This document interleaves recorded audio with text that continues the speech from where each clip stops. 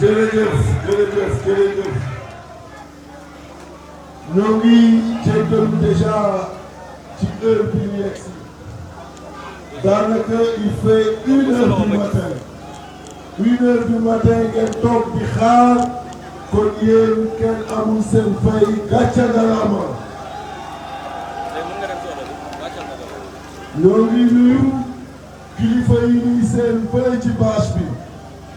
di leen nuyu di leen jox seen wàccuwaay di leen jéggalu di jéggalu waxtu bi ñu yegg si guddi na wante fi ñu jaar moo bare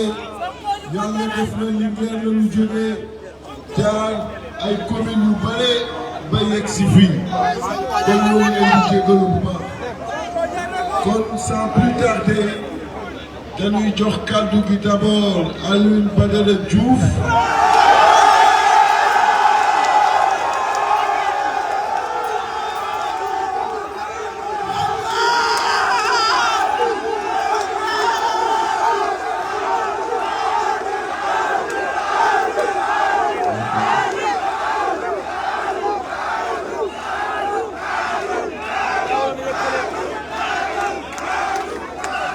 kon bu Aliou waxee ba pare mu jox kàddu gi la Lion du Baol la présidente Aïda bu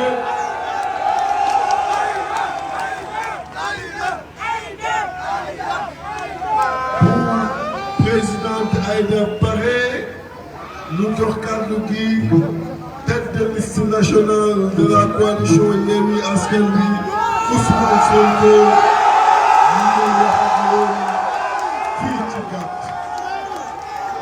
kon ñu jox kàddu gi Alioune Badara Diouf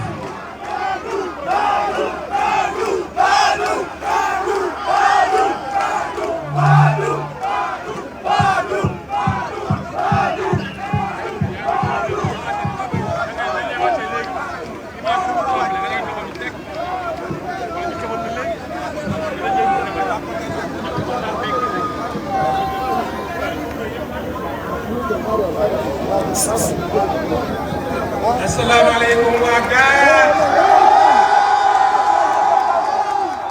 asalaamaaleykum la jeunesse de Nangalma jërëjëf fogole in way nuyo xoolun fop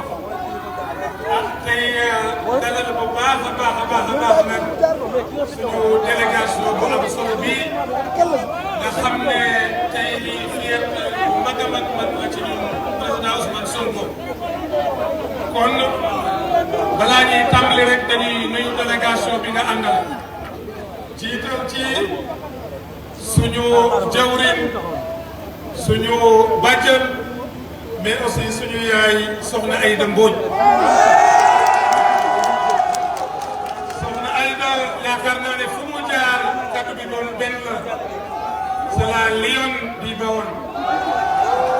vraiment mu ànd ak ñun teg ñu ci kanam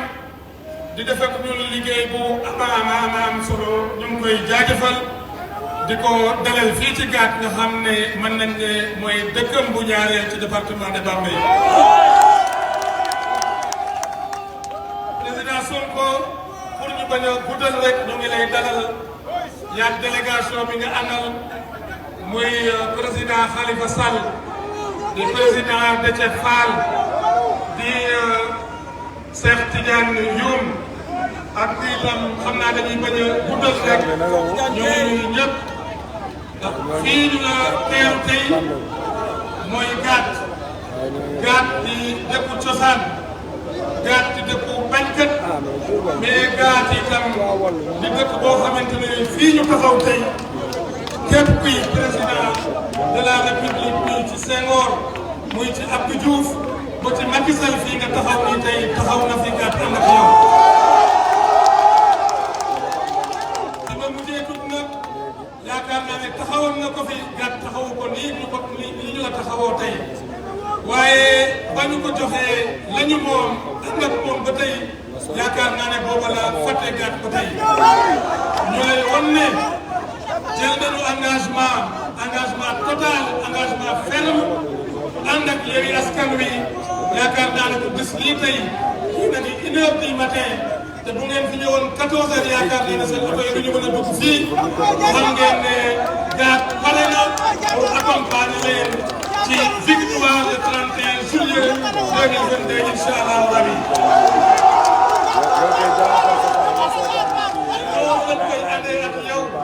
noonu lañ koy àndee ak yow 2024 incha allah rabi. fii nag dëkku baykat lañu dëkku diine la dëkku fulla la te yaakaar naa ne itam dëkku fayda la ci région Diourbel wala itam mel nañ ne ci tundu Bawol fépp fuñ ne gaat yaakaar naa ne du ñu laaj te ka ko wax fan nga def ndax gaat xam nañ ko bu baax a baax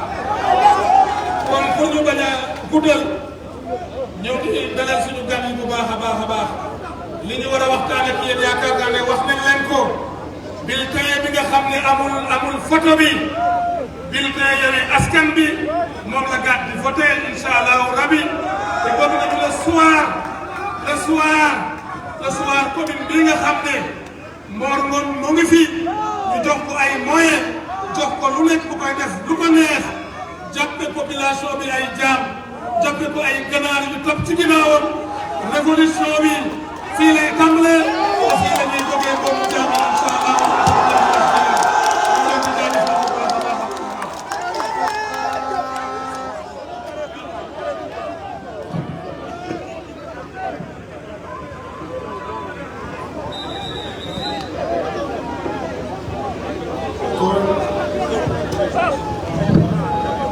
Conférence des leaders de Yewwi Askan Wi yegsi na fii ak son président le président Khalifa Ababacar Sall mi ngi ci biir oto bi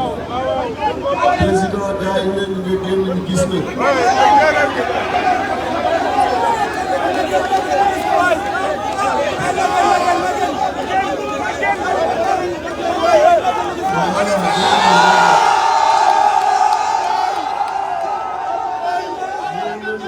ak le président Cheikh Tidiane Dièye bu Kapal Express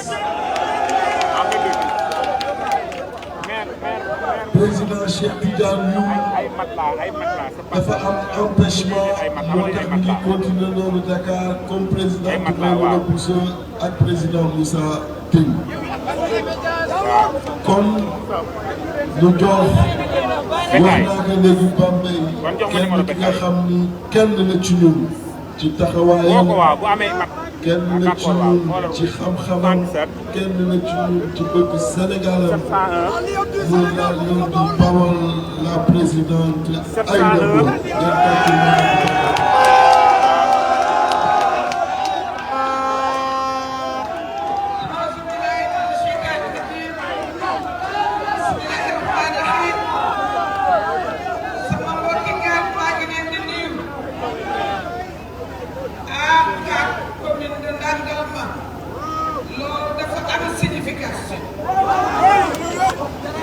léegi nii benn tête de liste romb naa tàggal di daw 180 à l'heure yéen seen vrai tête de liste ñëw taxaw ci gaar à 1h du matin ngeen teel a profité nii. ma ne ko waxee fii Alioune Badara meeting la ma demandé ndax dafa am juum te lu métti lu ma juum te fii laa ko waxee ci kanam Ousmane Sonko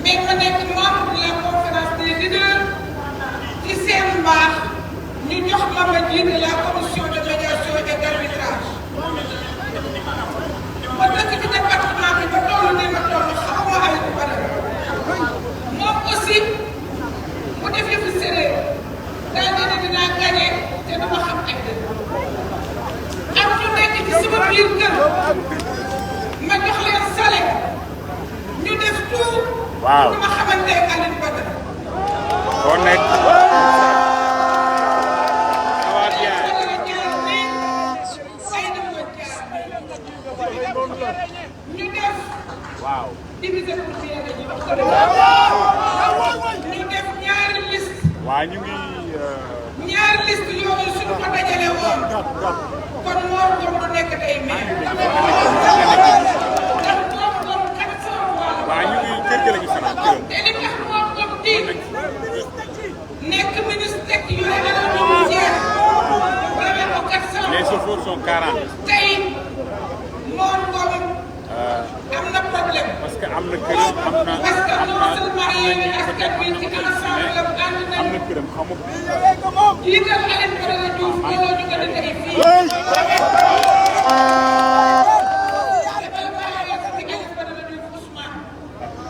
yow mii leader dama lay wax ne la loo mën a taxaw rek moom mu mbokk taxaw foo ko bëggoon a féete mu nga fay féete man bu ma demee Bambey Allah ci ay dugub lañ may wax lu góor di def maa koy def mais moom nangul ma def lu góor di def. jaajëf dafay yem ma ci sama affaire lu góor di def moom moom fii muy féete ma li ma njëkk a jaaxal ci moom jàngkat yi nga xam ne sama ay nijaay koy def. di ay nijaayam moom man mosuma ko man ren laa fa mos a def enveloppe bi ma fa doon yóbbu moom moo ko def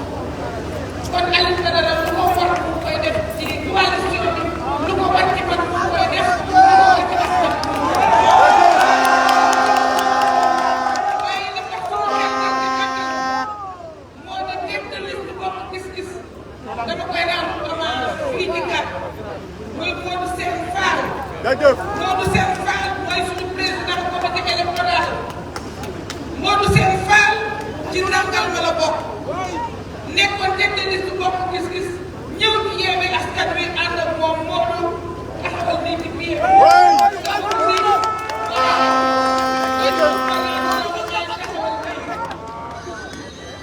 moom nekk ku représentatif Modou bi mu calculé li ñu am. dépassé nañ moom ba moom une fois. dafa bokk ci ñi nga xam ne moom ak El Hadj Kane membre fondateur de l'APR moom ak Mawa Ndiaye bi nga doon nuyu léegi un des jeunes les plus brillants de l'APR moom ak Oustaz Ndiaye bi nga xam ne moom it bokk gis-gis la nekkoon ñooñu dañoo bokk ci jeunes yi nga xam ni dañoo bëgg dëgg bëgg département bi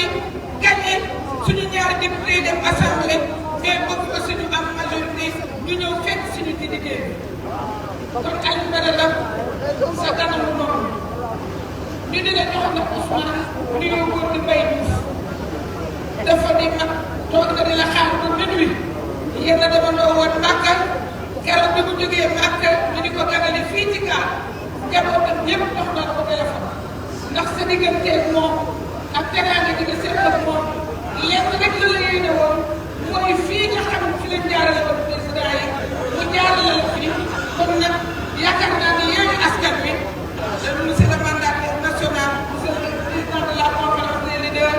Cheikh Tidiane yaakaar naa ne seen xel war naa dal parce que lii bu ko gis nga am ko ci heure bii léegi nii moo gën a métti dem côté.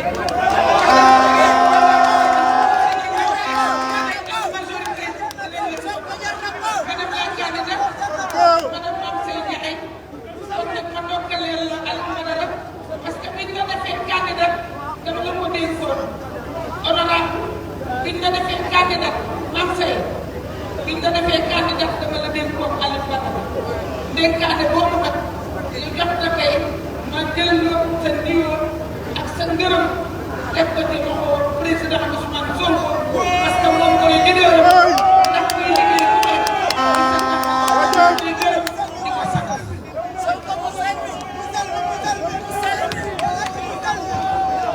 Merci beaucoup, Madame la Léon. Vraiment, di gërëm encore une fois Alioune Badara Diouf di ko gërëm parce que c'est pas évident une si grande mobilisation à cette heure. Donc, ñu jox la parole à la tête de liste nationale de Yewwi Askan Wi. Macky Sall a tout fait pour que ces élections législatives image bu ñu mel bañ a am moo tax bu ñu yóbbee suñu photo déposé suñu ministre en bonne et due forme mu def lépp lu mu mën ak conseil constitutionnel pour écarter ko mais loolu yàqul dara ci suñu agenda politique on est là aux côtés des populations la tête de liste nationale est là aux côtés des populations donc nous allons donner la parole au président Ousmane Sonko.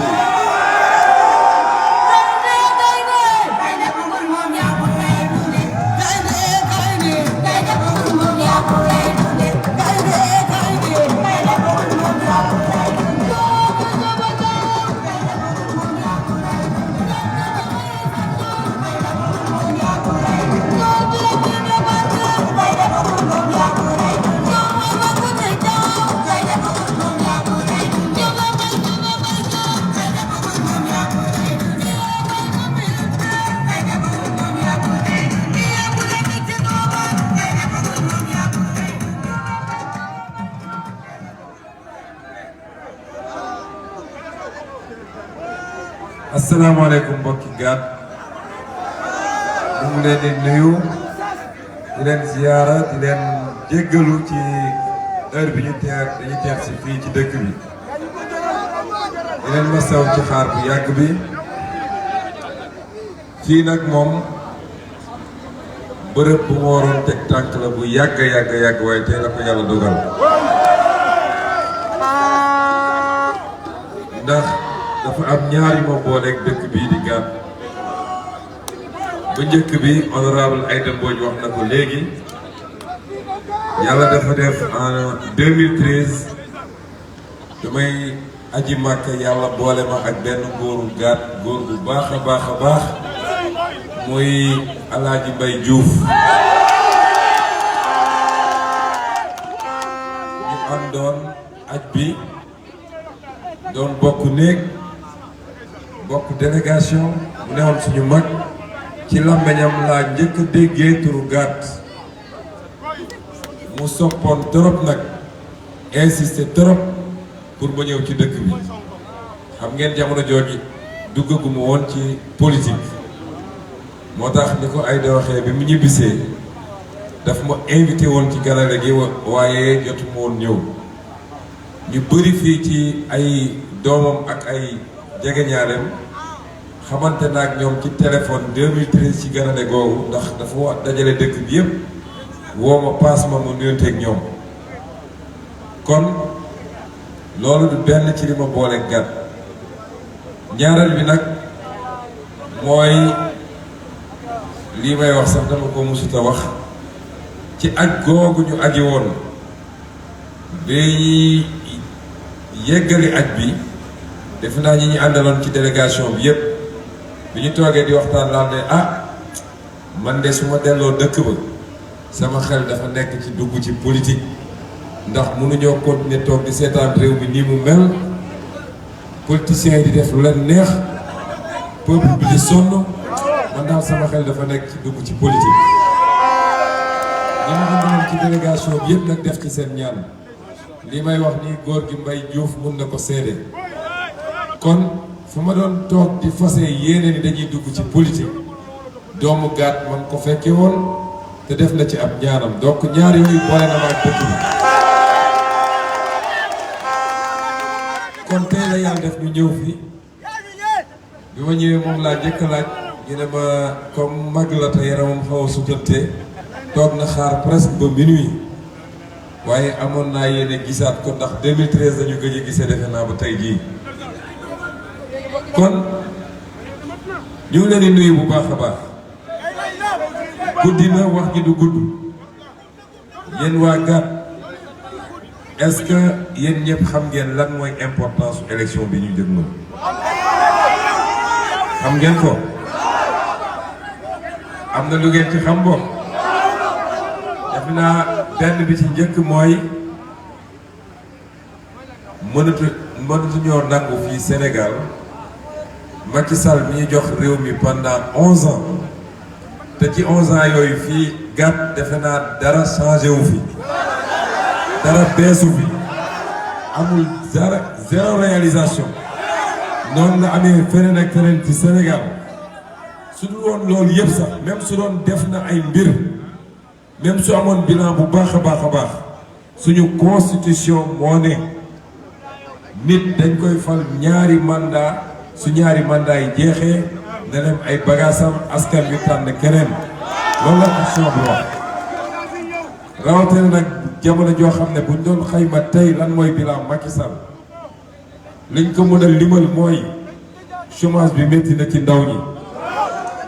njëg yi cher na ci dëkk bi faju jafe na ci dëkk bi école yi yàqu na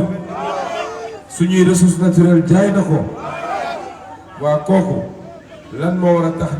ñu jox ko beneen mandat kon loolu bokk na muy premier enjeu bi ñaareelu enjeu bi mooy lan mooy ñu jëlaat suñu réew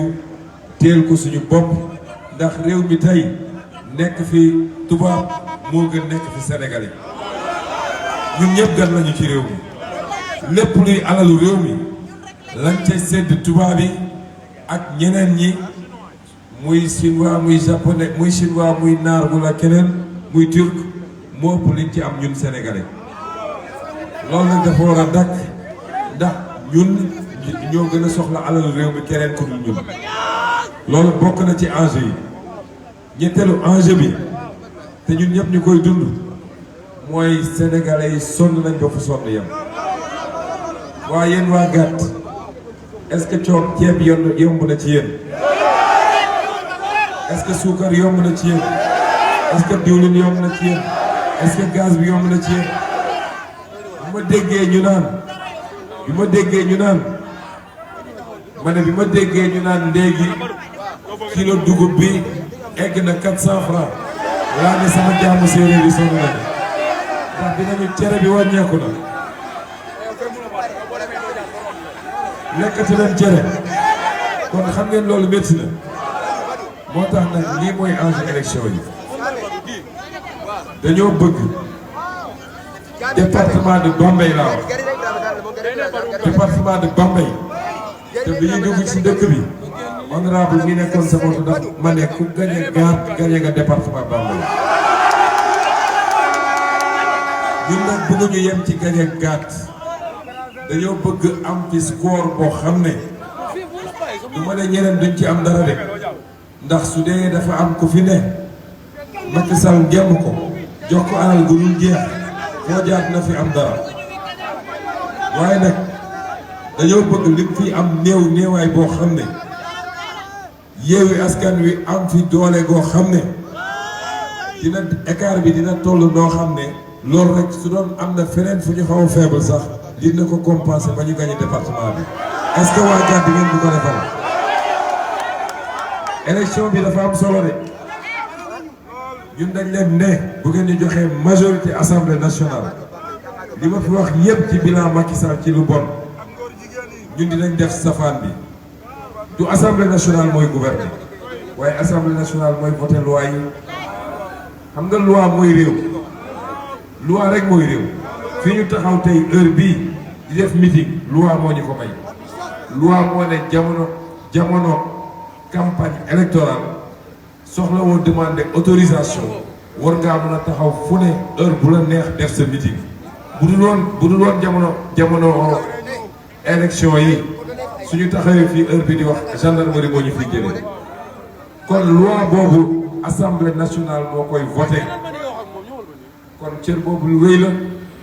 budget bi nga xam ne mooy séddale alalu réew mi wax lan moo war a dem ci njàng mi lan moo war a dem ci mbay mi waa Gàtt est-ce que am ngeen jiw est-ce que gis ngeen engrais xam ngeen ni dañoo signé benn convention boo xam ne dafa wax ni budget Sénégal 10% yi ci mbay mi lañ ko war a dugal te Macky Sall mosu koo respecté su ngeen di joxee majorité assemblée nationale Sénégal dina respecté loolu parce que réew mënul suuxat mbayam mënul am indépendance mënul am autosuffisance kon mënoon naa nekk fii di lim waaye nag 1h du matin jot na te ñi ñu àndal dañoo sonn yéen da ngeen sonn moo tax liñ leen di wax dootul bëri bulletin bi benn la mooy bulletin bu weex tàll bi am couleur bu verte tuuti waaye li ko gën a ràññeetle ak yeneen bulletin yi mooy le seul bulletin boo xam ne amul photo ndax waa ji nee na sama photo warul nekk ci biir su ngeen ñëwee nag day yombal mbir yi surtout mag ñi bulletin Yewwi Askan Wi rombal bulletin yi am photo bi yëpp jël bulletin bi amul photo dugal ci enveloppe bi dugal ci biir urne bi ñoom nag seen mënin ñun ñëpp xam nañ ko gis loo leen ñu campagne de dégg naa dugg nañ tey ci département Bambey waaye dañoo traversé dem ndax fu ñu dem ñu yóoxoo leen kenn bëggatu leen Macky Sall mooy kenn bëggul wala kenn bëggatul ñëpp a doyal ci moom ñoom nag xam nañ seen mënin xam ngeen mooy lan toog ba mu des ñetti fan ci élection yi ñu génne milliards yi ñu sàccoon ci keesu état bi milliards yi waroon defar hôpitaux yi fii ci biir Gat milliards yi waroon defar tali yi milliards yi waroon defar dispensaires yi ñoom ñu sàcc ko ñëw di jox nit ñi ay 5000 ak 10 000 ne votel leen est-ce que dinañ ko nangu est-ce que 10 000 francs jar na nga hypothéquer sa avenir 5 ans yi di ñëw kon ku ñëw andi xaalis bu leen ko bàyyi mu dem de jël leen xaalis bi ndax su ngeen ko jëlul da koy dugalaat ci compte bancaire am waaye bu ngeen demee ci bañ gàcce bi bulletin jël leen sànni fële jaxaj daal di jël bulletin Yewwi Askan Wi dugal ñu gagné élection législative yi waajal 2024 jël réew mi defar ko ba mu ne cooc ñu leen di gërëm di leen sant merci beaucoup.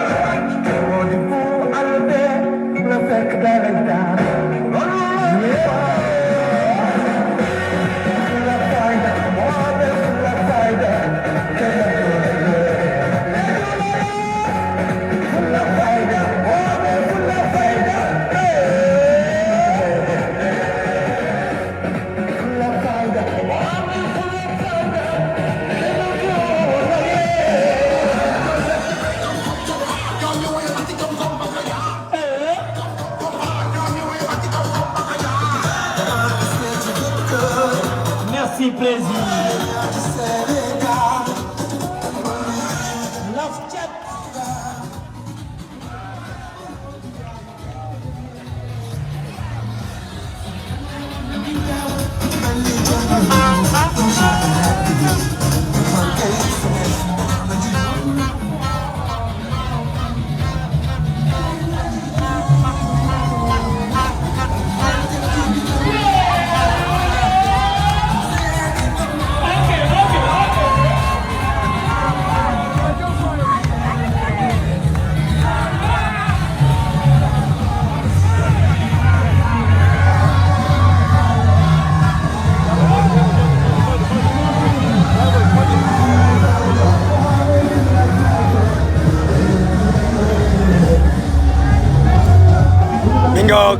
ñoo ngi nekkoon